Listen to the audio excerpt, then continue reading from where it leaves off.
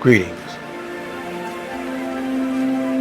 This video here is all about research and going to the root of a problem or a question.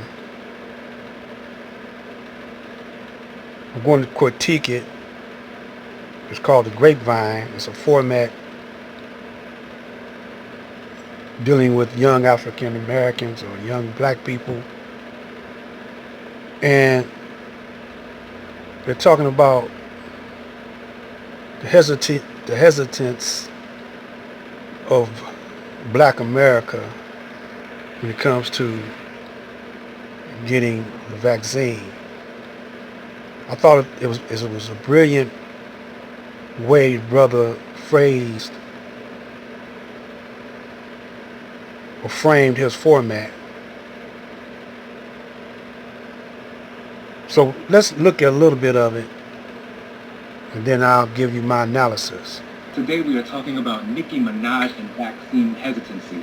But before we get to it, please hit that subscription button, hit that notification bell, and be able to keep with us. We want to let you know when we have new episodes and new exciting things coming out.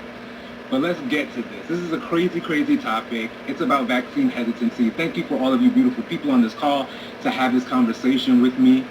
Just a quick kind of like, hands up if you are vaccinated. Boom, boom, boom. Okay, cool, cool. If you're not vaccinated, all right, we're starting with y'all. Carl, you're first up. So my question... I ain't vaccinated either. He put his hand up. Nah, the vet first. What do you think is going on? Why are people hesitant to get vaccinated? I think black people are just, in my opinion, just being wise and just smart enough. I mean, this is a government that historically has done us dirty in every way imaginable, when you talk about medical, financial, social, legislatively. So all of a sudden we have a pandemic. I don't think black people have any, we have no more goodwill or faith in the government. So whenever the government is proposing something, I think black people have a natural tendency to say, hold up, wait a minute, I'll give it a second look. I think another thing black people are realizing, I think which everyone realizes, whether you're vaccinated or not vaccinated, we see this huge big media push. We see people from the right and the left all combining like Voltron together. So, on this show, people always tout the thing like institutionalized racism, right? So you think people powerful enough to keep institutionalized racism going have nothing to do with this rollout that we see going on right now? Like, it's just too much mass coordination. And I think one of the major things too that black people notice is that there's a huge elephant in the room in regards to COVID that no one's addressing, which is called obesity. So, America's the most obese country on the planet.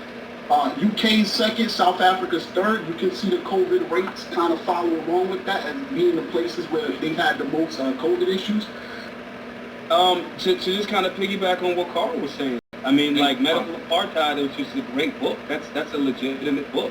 We've had studies done on us, like injecting like uranium and plutonium in us. Like, this ain't like a cartoon. This is like what has actually happened. So when you're talking about the question of why are black people showing some sort of hesitancy, you generally have to ask the question of, when has the American government, in conjunction with the Food and Drug Administration, in conjunction with mainstream media, when have they been like, you know what, we're really, really going to hook black people up this time?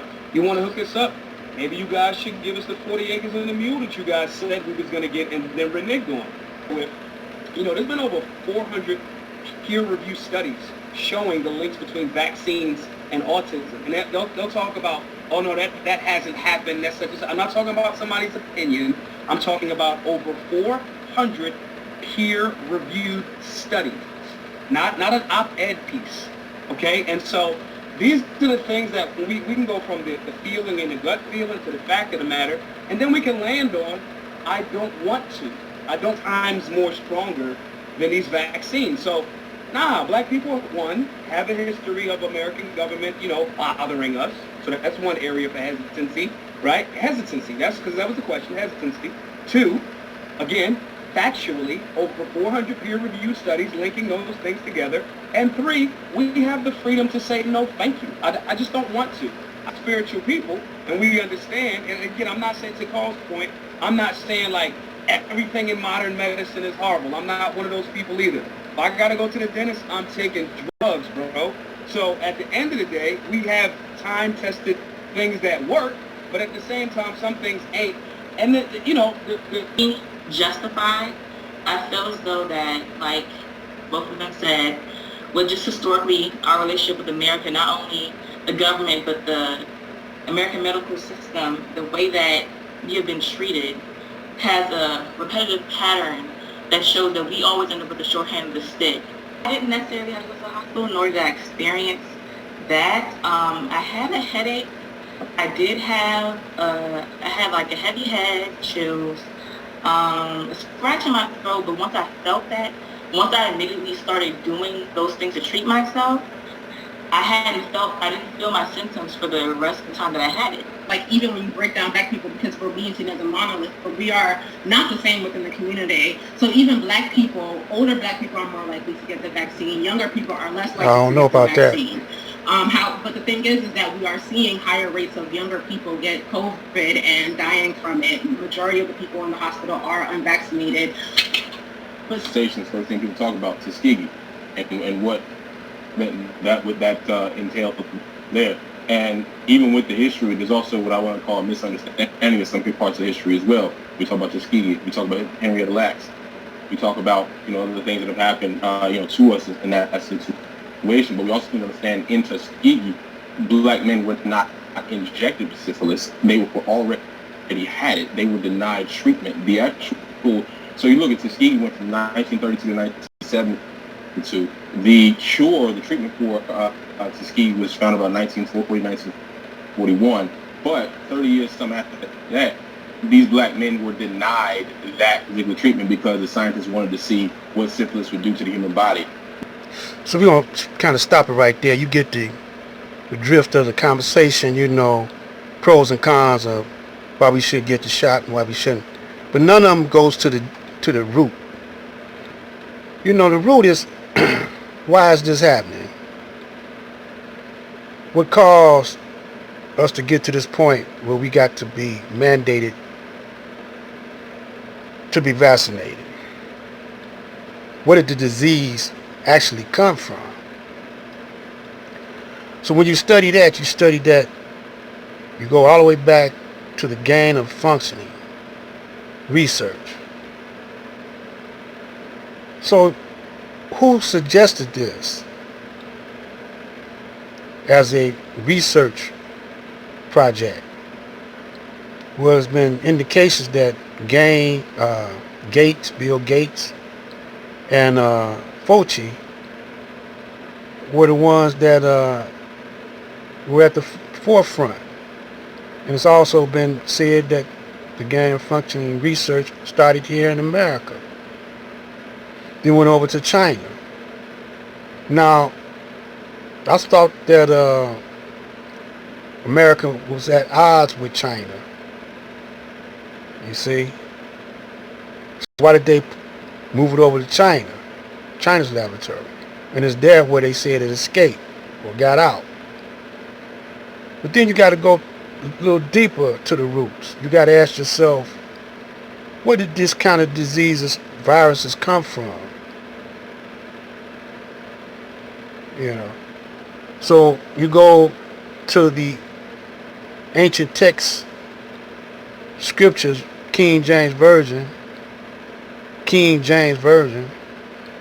you see that leprosy was one of the first known contagious diseases it was. And the priests were the doctors. And they just simply said, wash, clean yourself up. But a virus such as this, had it been in those days, you would think it would be no one left on the planet today, since they didn't have vaccines. Right? So, who came up with this vaccine? And what makes people think that it works? Because your enemy told you that it worked. right? The one that's been doggy, as the brother says. See? So these young people, all of them, you know that they're younger than me. They don't ask the critical root questions. Go to the root of the matter. You know. These kind of diseases that's coming out now, cancer and so forth, and they don't have no cure for, and herpes, and these are laboratory diseases. And ever since the Dark Ages, when the Caucasian had syphilis, they got syphilis over there first. They brought it to America because rats was running the streets, and they were nasty, filthy. Then you got to go all the way back to the caves. Neanderthal and the caveman. How they were mating with dogs and sleeping on top of dead people and digesting fetus.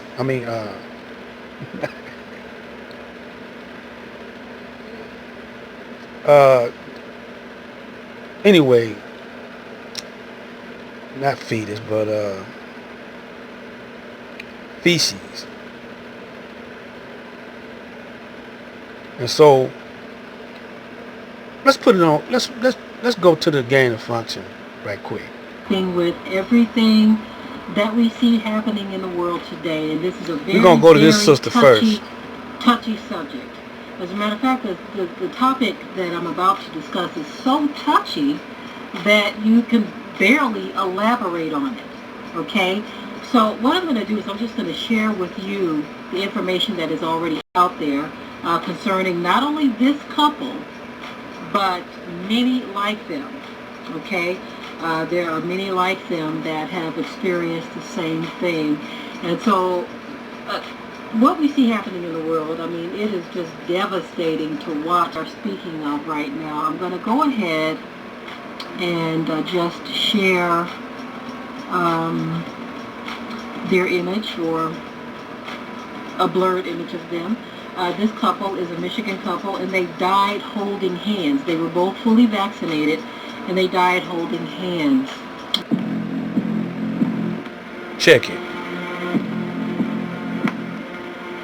Are supercharged Langerhans viruses becoming a global threat? Gain-of-function research? Gain-of-function. So-called gain-of-function research known as gain-of-function. The controversy around so-called gain-of-function research has erupted alongside the heated debate around the coronavirus pandemic's origin. Fauci, knowing that it is a crime to lie to Congress, do you wish to retract your statement of May 11th where you claimed that the NIH never funded gain-of-function research in Wuhan? Senator Paul, I have never lied before the Congress, and I do not retract that statement. This paper that you are referring to was judged by qualified staff up and down the chain as not being gain of function. So let me finish. You take an animal virus and you increase its transmissibility to humans, right. You're saying that's not gain of function? Yeah. We out of here. We're going to talk about it some more. Stay tuned. Don't trust it.